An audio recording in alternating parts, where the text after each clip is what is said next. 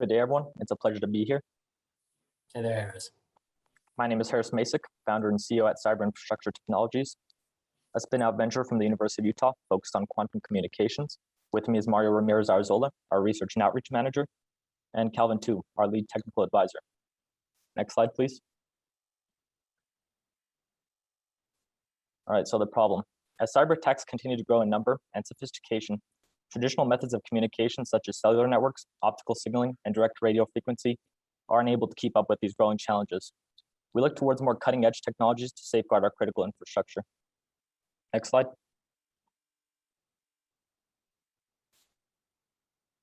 It is our goal to bring the quantum internet out of the world of science fiction and into practical application. This begins with the integration of quantum key distribution, or QKD, with existing telecom infrastructure to create scalable and quantum secure networks, but will include improving speed and bandwidth beyond classical communication capabilities in the long term. Next slide. For traction, we are a proud recipient of an AFWERX Phase 1 STTR for dynamic systems mapping and analysis. We're also part of two accelerators, the University of Utah Company Launch Program and the newly formed Quantum Startup Foundry at the University of Maryland. We've also partnered with the NATO SPS Quantum 5 team on research and development related to QKD simulation and quality of service. Next slide. You may be wondering, what exactly is QKD? Well, QKD is a form of encryption that utilizes entangled photon pairs to communicate information that is secured by the laws of quantum mechanics. This makes interception possible with existing technology, and you can see some notable applications are listed below, but we've also seen practical application in China with the development of the first integrated QKD network spanning 4,600 kilometers, and it's going to form the foundation for quantum secure information transfer for banks, power grids, military networks, and more. Next slide. Glancing at the quantum cryptography market, there's a couple key takeaways. One, the market is accelerating with a compound annual growth rate of nearly 39%. And two, the emerging market is quite fragmented, with multiple companies occupying the market share. Next slide. For our intellectual property, we have an exclusive patent license with the Army Research Laboratory for a free space quantum communications process, operative absent line of sight, and 6 non-exclusive research patent licenses to NASA. The top 3 patents, plus our own, concern physical layer quantum communications, while the bottom 3 relate to nonlinear signal processing. All physical layer quantum technologies are early stage, but we do leverage the patent schematics when conducting QKD simulations. Next slide. We currently have 4 offerings: modeling and simulation of QKD networks, integration and testing of QKD with existing telecom infrastructure, QKD network organization, and network management. Some of these services are also provided for traditional networks as well, and you'll see that the physical layer devices are not offered as a service. They are still undergoing research and development and are in the very early stages. Next slide. A SWOT analysis. For strengths, we have access to quantum-specific infrastructure, thanks to our academic partners, have QKD IP and know-how, and an existing contract with the Air Force Research Laboratory through AFWERX. For weaknesses, there's difficulty in finding good talent, with IBM having to process thousands of applications only to hire a few quantum researchers. And we lack a personal laboratory, which results in anywhere from 30 to 60% of our R&D budgets being allocated to research institutions.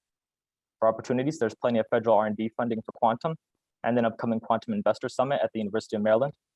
For threats, we have the main quantum company in the US, Magic, a QKD network startup, Alero Quantum, but it mostly focuses on network visualization, and the cloud security startup in the UK that claims to have encryption technology on par with QKD.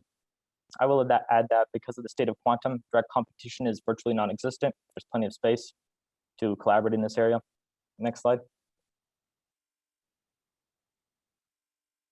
Today, we're looking for corporate partnerships in the form of R&D collaboration or letters of support, an MOU from interested DoD stakeholders so we could pursue greater R&D grants and contracts, and we're looking to start conversations with interested investors.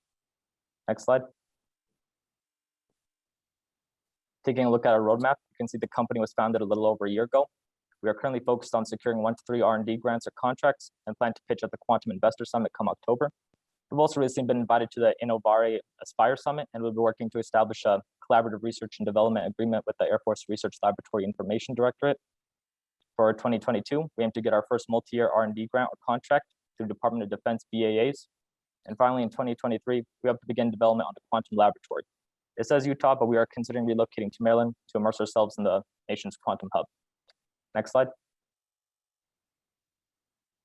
For our team, you can see myself as founder and CEO, Dr. Midal Mehic is our QKD research scientist from the University of Sarajevo, and Dr. Miroslav Voznak, our QKD research lead from VSB Technical University of Ostrava.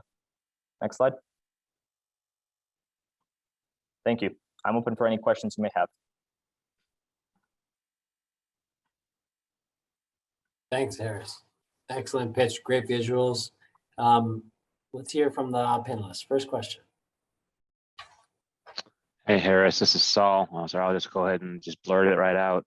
Pleasure to meet you, Saul. So QKD, and I work at Dallas. QKD is definitely an interesting thing. There is some line of sight problems. There's also quite a bit of just physics problems that you'll have to overcome. And I believe the market's desire for QKD has been warm to date, at least that I've seen. Do you have any killer use cases you see as your early differentiator here? Because it isn't a big market, but it's a noisy one at the moment. Exactly. We've noticed that so far, most of our support has come from the Air Force, and we mostly focus on helping them through the network layer. We focus on creating simulation modules so they can figure out ways of integrating QKD with existing telecom infrastructure. As we see, that's the only real way to create scalable quantum secure networks. I don't think repeaters will be a necessarily good way of pursuing this. That'll require a serious overhaul of our infrastructure. Thanks.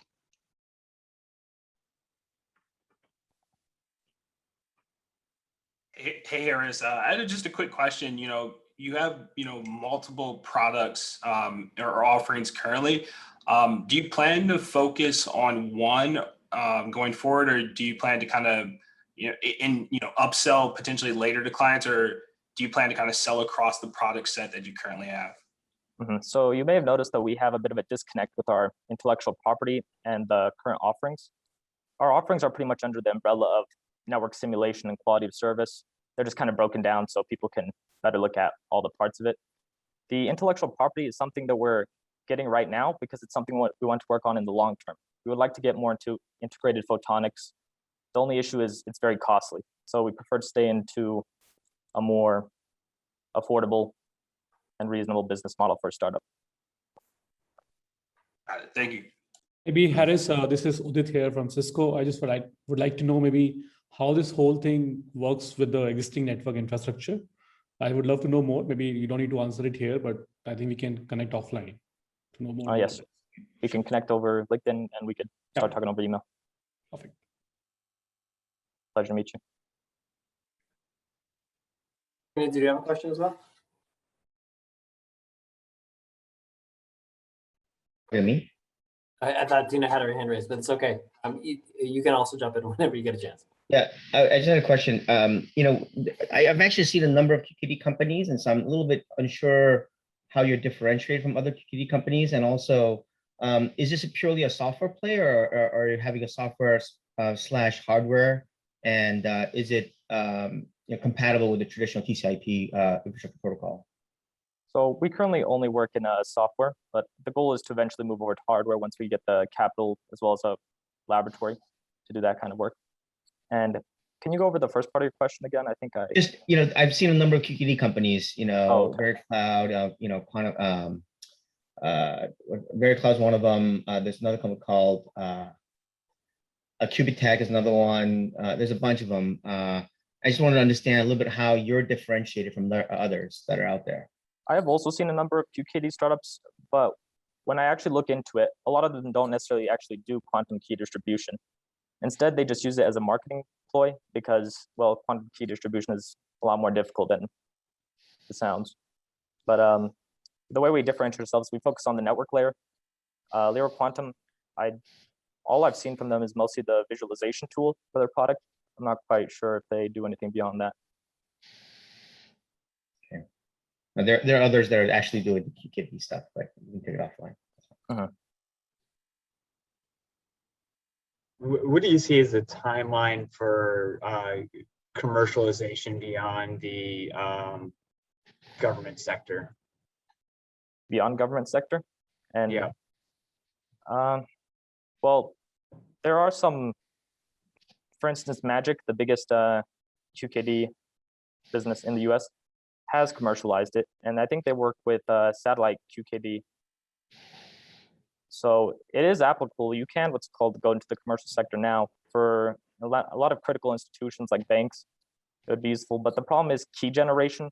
So it's rather slow, and there's many classic cyber cryptographic tools that are better equipped right now over QKD. But I think as we get better fiber optic systems as well, we can launch integrated QKD networks, maybe in 5-10 years.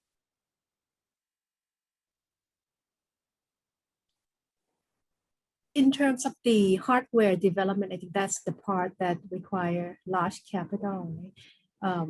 What do you think how much you need to raise to really set up your own hardware? And have you tried to partners with other hardware company in order to maybe reduce the capital requirement and push this through the market quicker? I have gotten in contact with the chief technology officer at Connect. They come from Stony Brook University, and they focus on, I think, integrated photonics. They're working on a lot of fiber optic cables. So I've been considering, I think it's a good idea to subcontract as well as procure fiber optic equipment from them, and us just stay in the network layer. It really depends if we get the capital to be able to move into that. Otherwise, we'll mostly be working with the University of Maryland and using their laboratory and equipment.